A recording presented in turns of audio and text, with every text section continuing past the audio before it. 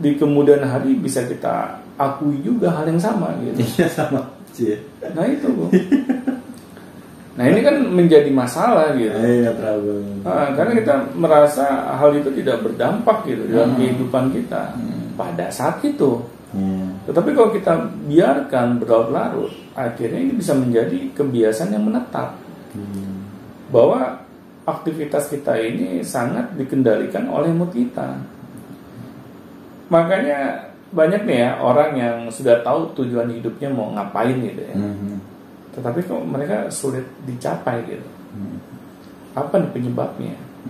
Nah setelah saya melihat ternyata masalahnya ada di dalam diri kita. Bukan karena kita nggak punya tujuan, tetapi karena kita merasa wah ini sulit dicapai, wah ini banyak masalah yang menghampiri gitu.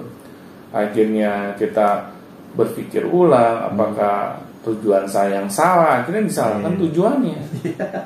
Padahal tujuan jelas-jelas baik ya Pak. Benar.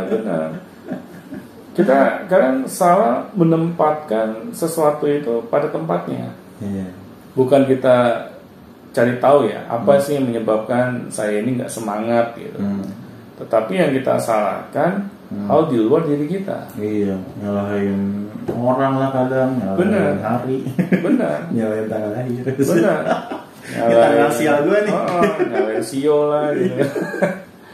Banyak yang salahin. Benar, makanya kita harus sadar gitu. Jangan sekali-sekali kita tergantung oleh keadaan mood kita. Karena yang seperti itu bisa mempengaruhi mood juga ya katanya. Pasti. Kayak misalnya kepercayaan terhadap sialan, hari-hari sial. Benar. Saya nggak mau mengerjakan ini di hari ini. Nah itu. Nanti aja hari lain gitu. Itu percaya sama tahayul itu kan. Nah ini Bung, jadi hal-hal yang ada di luar diri kita itu kadang hanya menjadi alasan kita saja. Iya sih, betul. Agar kita tidak bertindak gitu. Padahal masalah itu ada di dalam diri kita. Kita yang selalu mencari pembenaran gitu. Nah, padahal semua itu kalau kita mau ini ya sadar gitu ya dengan perbuatan kita itu, padahal berawal dari keadaan mood kita.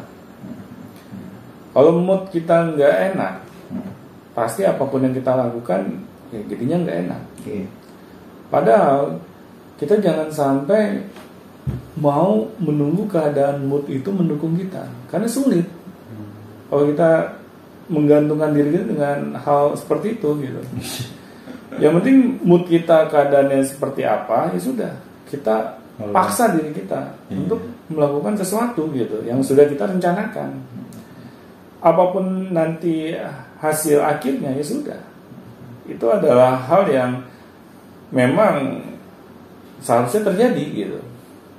Jadi kita jangan merasa bersalah gitu. Waduh, ini akibat mood saya nggak enak, akhirnya saya mengerjakannya kurang semangat dan hasil akhirnya ya sudah.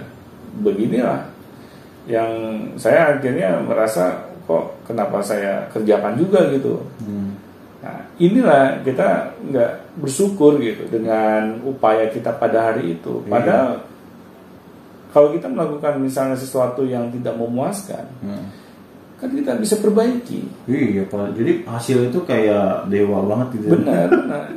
Kayak menyetelak ukur kita, padahal tidak seperti itu. Iya, kita jangan fokus terhadap hasil. Kita fokus terhadap ikhtiar kita. Apa saja yang kita lakukan. Kalau misalnya ada hal yang salah, ada hal yang kurang menyenangkan buat kita, ya kita perbaiki. Karena apa? Karena sesuatu itu kan berakumulasi gitu, nggak tetap. Nah, tetapi kita malah menyalahkan diri kita sendiri. Benar. Kalau semakin kita menyalahkan diri kita sendiri, akhirnya kita sulit tuh bisa meraih prestasi yang luar biasa gitu. Kita tidak melihat bahwa sesuatu itu memang butuh proses, bukan sesuatu yang tetap gitu, yang instan gitu. Kita misalnya gagal, pasti kita akan gagal seterusnya. Pikiran panjangnya begitu kan, solusinya gitu. Benar. Kita selalu berburuk sangka gitu. Padahal sesuatu itu pasti akan ada perubahan. Ya manusia kan diberikan akal pikiran ya untuk bisa melihat segala sesuatunya dari ini ya, dari beberapa sudut pandang gitu. Nah, di sini akhirnya kita bisa menemukan apa nih yang menjadi kesalahan kita, apa nih yang membuat hal ini menjadi kurang memuaskan hasilnya. Nah, akhirnya kan kita bisa tahu gitu cara untuk memperbaikinya, evaluasi. Nah, tetapi kalau kita tidak mau melakukan hal ini semua, kita tetap fokus terhadap hasil, ya sudah. Iya, gagal dikit berhenti. Iya. Salah dikit berhenti. Apalagi tambah moodnya jelek lagi.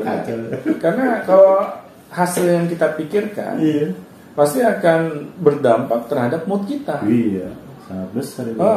Tetapi kalau kita fokus terhadap proses, maka mood kita bisa kita kendalikan. Karena proses ini kan belum jelas hasil akhirnya gitu. Iya.